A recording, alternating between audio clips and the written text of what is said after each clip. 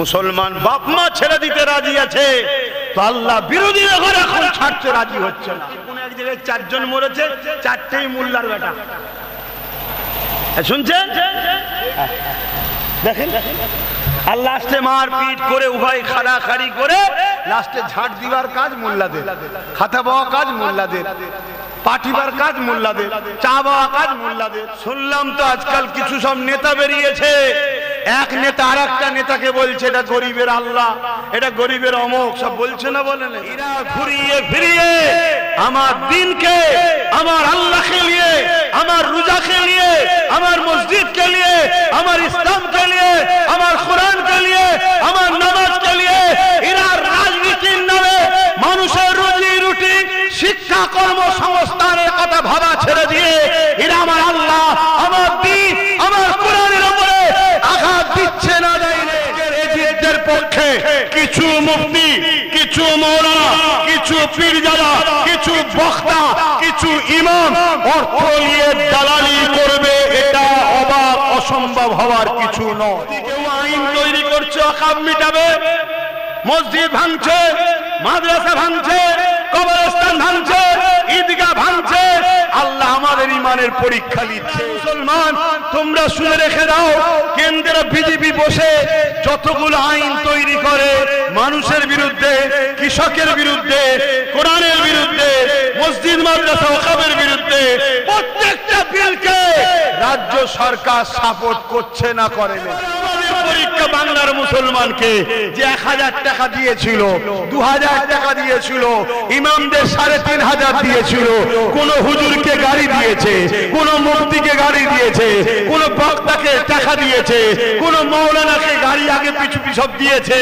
এবারে দেখা যাক এরা ওই জালিম সরকারের পক্ষে থাকে না আমার ওয়াকফের জন্য এর বিরুদ্ধে থাকে। এই পরীক্ষা আল্লাহ আমাদের নিচ্ছে। কিছু মুফতি বেরিয়েছে, কিছু মাওলানা বেরিয়েছে, কিছু পীরজাদা বেরিয়েছে, কিছু বক্তা বেরিয়েছে, যারা এলেম শিক্ষা করেছে ঠিকই, কিন্তু দুনিয়ার অর্থের কাছে এলেম বিক্রি করে দিয়ে আজকের ফেরাউন, আজকের নমরুদদের দালালি করছে।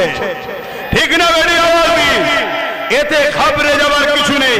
কারবালার মাঠে আমার ইমাম হোসাইন পাক গেলেন, মাত্র 72 জন, পুরুষ 52 জন কারবালার মাঠে হাজির হলেন। ইমামে হোসাইন পাকের বিরুদ্ধে 25,000 এজিদ বাহিনী এসেছে।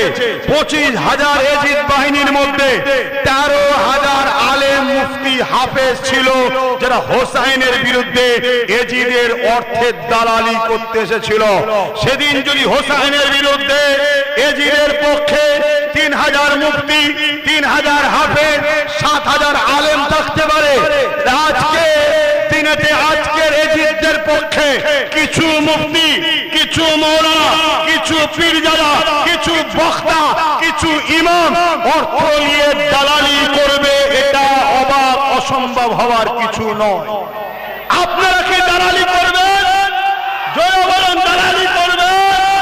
তাহলে আল্লাহকে সাক্ষী রেখে বলুন, এই কোরআনের দুশমন যে বলেছে কোরআন মিটে যাবে, তার বিরুদ্ধে আগামী দিন আমাদের অবস্থান হবে, তার বিরুদ্ধে আগামী দিন আমরা থাকবো। এই হাতটা আল্লাহকে সাক্ষী রেখে হাত তুলে বলে, আমি কাউকে জোর করেছি? জোর করেছি? আল্লাহ দেখছে। যদি কেউ হাত নামিয়ে রাখেন ওটাও আল্লাহ দেখবে, যদি কেউ হাত তুলে থাকেন ওটাও আল্লাহ দেখছে। তাহলে আপনি হাত তুলেছেন, গতদিন যাকে ভালোবেসেছিলেন, গতদিন যার সুইচ টিপেছিলেন, আজকে তার সুইচ আর টিপবেন না। উদ্দেশ্য কি? আল্লাহর কোরআনের জন্য। আর আল্লাহর কোরআন হলো কালামুল্লাহ, আল্লাহর কথা। তা আল্লাহর জন্য গতকালকে যাকে ভালোবেসেছিলাম আজকে তাকে তালাক দিয়ে দিলাম, ঠিক তো নাকি? ডিভোর্স দিয়ে দিলাম, ঠিক তো নাকি? আপনার এ কথা বললে অনেক বন্ধুদের অসুবিধা হচ্ছে। যদি দূরে কেউ শুনে থাকো, মুসলমান দাবি করো, সময় থাকতে থাকতে পরিবর্তন হও। যদি বলো প্রকাশ্য পরিবর্তন হতে পারছি না, চাপে আছি, সাথে থাকো, মিশে থাকো, সব জায়গায় থাকো। সুইচ টিপার দিনটা কোরআনের দুশমনের বিরুদ্ধে দিয়ে দাও, ওয়াকফের দুশমনের বিরুদ্ধে দিয়ে দাও, দিয়ে প্রমাণ করে দাও যে আমি আল্লাহর পক্ষে, কোরআনের পক্ষে, ওয়াকাফের পক্ষে। তাই আমার ওয়াকাফের বিরুদ্ধে যে তার বিরুদ্ধে আমি। কি গো ঠিক বলছি তো নাকি? হ্যাঁ হ্যাঁ, এটা বুঝাবার ডিউটি আছে না নাই? এটা মুসলমান বাপ মা ছেড়ে দিতে রাজি আছে, তো আল্লাহ বিরোধীরা ঘরে এখন ছাড়তে রাজি হচ্ছে না। হে মুসলমানের ধ্বংস হবে। আল্লাহর কোরআনের সূরা বাকারাতে আল্লাহ বলছে, আমাকে ও আমার হাবিবকে ছেড়ে যাদেরকে তোমরা প্রাধান্য দেবে, আমি আল্লাহ তার হাতে তোমাদেরকে জিল্লাত দেব, মিটাবো।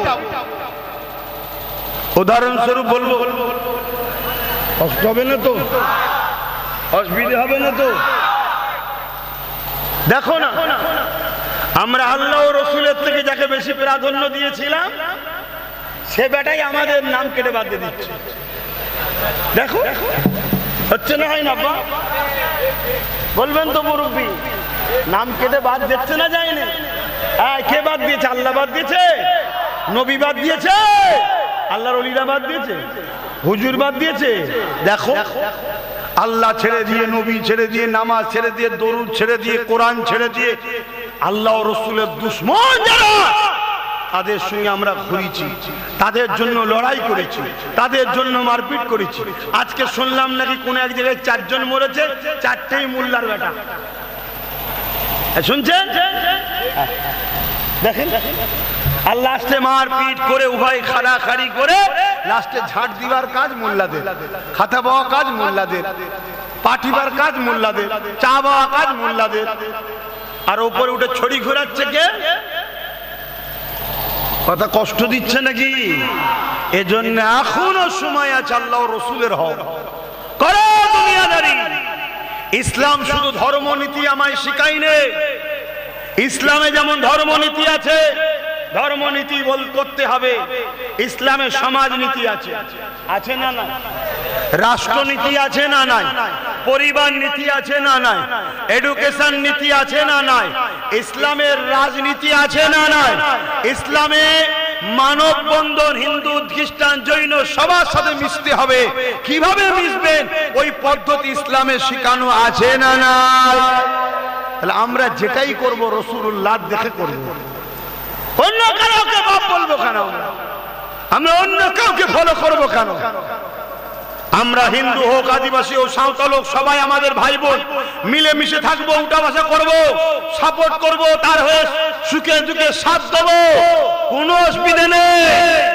কিন্তু নামধারী মুসলমান হোক আর অমুসলিম হোক, যখনই আমার কোরআনের বিরুদ্ধে, রাসূলের বিরুদ্ধে বলবে, আর সম্পর্ক রাখা যাবে? তাহলে এই পাড়ায় পাড়ায় সব প্রচার করছে কেন? বিজেপি চলে আসবে। শুনলাম তো আজকাল কিছু সব নেতা বেরিয়েছে, এক নেতা আর একটা নেতাকে বলছে এটা গরিবের আল্লাহ, এটা গরিবের অমুক, সব বলছে না? বলে না? চিন্তা করো, এরা ঘুরিয়ে ফিরিয়ে আমার দিনকে, আমার আল্লাহকে নিয়ে, আমার রোজাকে নিয়ে, আমার মসজিদকে নিয়ে, আমার ইসলামকে নিয়ে, আমার কোরআনকে নিয়ে, আমার নামাজকে নিয়ে এরা রাজনীতির নামে মানুষের রুজি রুটি, শিক্ষা, কর্মসংস্থানের কথা ভাবা ছেড়ে দিয়ে এরা আমার আল্লাহ, আমার দিন, আমার কোরআনের উপরে আঘাত দিচ্ছে না, দেয় রে? আওয়াজ দিচ্ছে না, দেয় রে? তোদের কাজ, তোরা রাজনীতি করছিস, তোরা রাজনীতি করবে যা। মানুষের রুজি কি করে হবে, রুটি কি করে জুটবে, ঘর কি করে হবে, কারখানা কি করে হবে, দেশ কি করে উন্নতি হবে, রাজ্যের কি করে বিকাশ হবে, তোরা এই মাথা মারিয়ে যা। তোরা এই মাথা মারা ছেড়ে দিয়ে আমার আল্লাহ নিয়ে, আমার দিন নিয়ে, আমার কোরআন নিয়ে, আমার মসজিদ মাদ্রাসা নিয়ে তোরা বারবার অপমান করছিস, আঘাত দিচ্ছিস। বলুন, এদের বিরুদ্ধে সংগ্রাম করা দরকার আছে না নাই? হাত তুলে বলুন, দরকার আছে না নাই? ওদিকেও আইন তৈরি করছে, অকাম মিটাবে, মসজিদ ভাঙছে, মাদ্রাসা ভাঙছে, কবরস্থান ভাঙছে, ঈদগাহ ভাঙছে।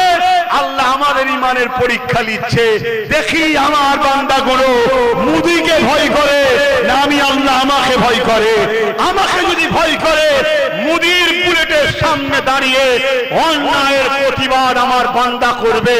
আর এই লড়াইয়ে আমার যে বান্দাগুলো শহীদ হবে, তাদেরকে আমি বেহিসাব জান্নাত দেবো। কেন? আমার ঘরের জন্য আওয়াজ তুলিয়েছে, আমার দিনের জন্য আওয়াজ তুলেছে। আর যারা এই লড়াই করতে করতে একদিন বিজয় তো আমাদের হবে, তাদেরকে আমি গাজীর মর্যাদা দেবো। জোরে বলুন সুবহানাল্লাহ। অপরদিকে বাংলার মুসলমান, তোমরা শুনে রেখে দাও, কেন্দ্রে বিজেপি বসে যতগুলো আইন তৈরি করে মানুষের বিরুদ্ধে, কৃষকের বিরুদ্ধে, কোরআনের বিরুদ্ধে, মসজিদ মাদ্রাসা ওয়াকফের বিরুদ্ধে, প্রত্যেকটা বিলকে রাজ্য সরকার সাপোর্ট করছে না করে না। এবারে আমাদের পরীক্ষা বাংলার মুসলমানকে যে 1000 টাকা দিয়েছিল, 2000 টাকা দিয়েছিল, ইমামদের 3500 দিয়েছিল, কোন হুজুরকে গাড়ি দিয়েছে, কোন মুফতিকে গাড়ি দিয়েছে, কোন বক্তাকে টাকা দিয়েছে, কোন মাওলানাকে গাড়ি আগে পিছু সব দিয়েছে। এবারে দেখা যাক এরা ওই জালিম সরকারের পক্ষে থাকে না আমার ওয়াকফের জন্য এর বিরুদ্ধে থাকে। এই পরীক্ষা আল্লাহ আমাদের নিচ্ছে। এই পরীক্ষায় আপনারা যদি আল্লাহর থাকে, তাহলে আল্লাহর ঘরের দুশমন যারা, তাদের বিরুদ্ধে আপনাদের ঘরে দাঁড়ানো দরকার আছে না? না, হাত তুলে সাক্ষী দেন, হাত তুলে লম্বা করে সাক্ষী দেন। দাঁড়াবেন আল্লাহর দুশমনদের বিরুদ্ধে দাঁড়াবেন। যদি দাঁড়াতে পারেন, দুদিন কষ্ট আল্লাহ নেবে পরীক্ষা, আগামী দিন আপনাদের হাতে আল্লাহ পাওয়ার তুলে দেবে। জোরে বলুন সুবহানাল্লাহ। আর যদি দাঁড়াতে না পারে, আজকে গলায় বেল নেই, বিনা বেলে দুধের গায়, কালকে গলায় বেল দিয়ে ঘোরানো হবে। শুনছো তো নাকি? হ্যাঁ, আমার কথা পছন্দ হচ্ছে না? কি গো বলবেন তো? আমার কথা পছন্দ হচ্ছে না? আগে যা বলেছি ঘটেছে না ঘটেনি?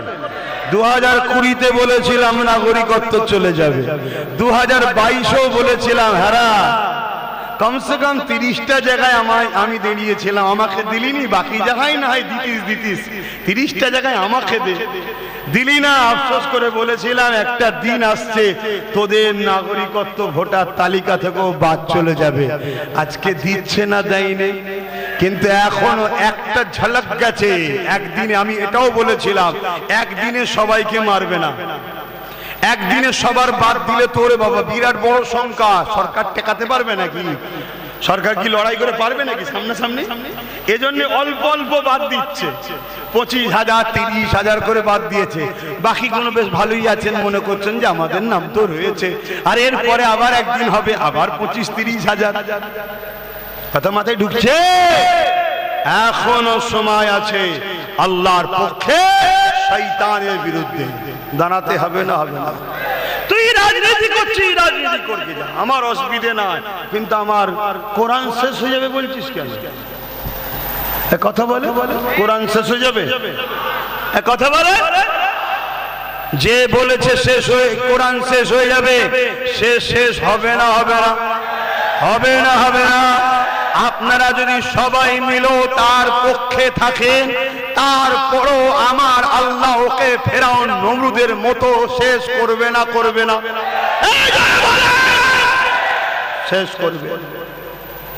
কিন্তু ওর পক্ষে যারা থাকবে তাদেরকে আল্লাহ শেষ করবে না? করবে। আজকে আমাদের মসজিদ ভাঙছে দিদি মুদি, এদেরকে একা শেষ হবে না, এদের সাথীগুলোকেও শেষ করবে আল্লাহ।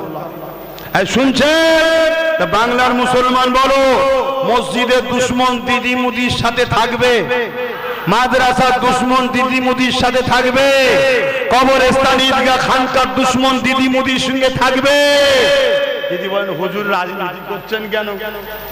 বেশ করছি রাজনীতি, আমার ইসলাম আমাকে করার ইজাজত দিয়েছে।